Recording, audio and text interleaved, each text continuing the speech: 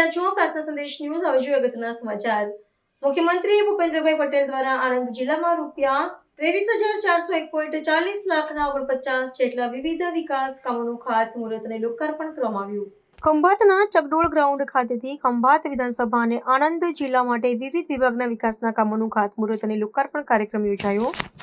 મુખ્યમંત્રી ભૂપેન્દ્રભાઈ પટેલે તારીખ 30 જાન્યુઆરીના રોજ આણંદની મુલાકાતે છે। આ મુલાકાત દરમિયાન તેઓ જિલ્લાના સર્વાંગી વિકાસ માટે આશરે રૂપિયા 23,401.40 લાખના વિવિધ વિભાગના 49 જેટલા વિવિધ વિકાસ પ્રકલ્પોનું ખાતમુહૂર્ત અને લોકાર્પણ કરશે।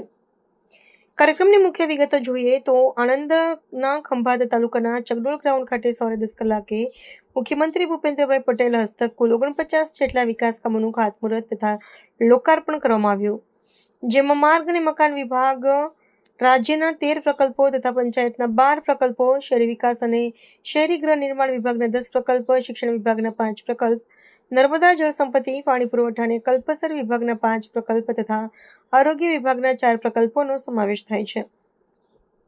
આ કાર્યક્રમમાં અન્ન અને નાગરિક પુરવઠા મંત્રી શ્રી રમણભાઈ સોલંકી, જિલ્લા પ્રભારી શ્રી સંજયસિંહ મેડા, નાણાં રાજ્યમંત્રી કમલેશભાઈ પટેલ, સાંસદ મિતેશભાઈ પટેલ, જિલ્લા પંચાયત પ્રમુખ હસમુખભાઈ પટેલ, ધારાસભ્યો, પદાધિકારીઓ તેમજ જિલ્લા વહીવટી તંત્રના ઉચ્ચ અધિકારીઓ ઉપસ્થિત રહ્યા હતા।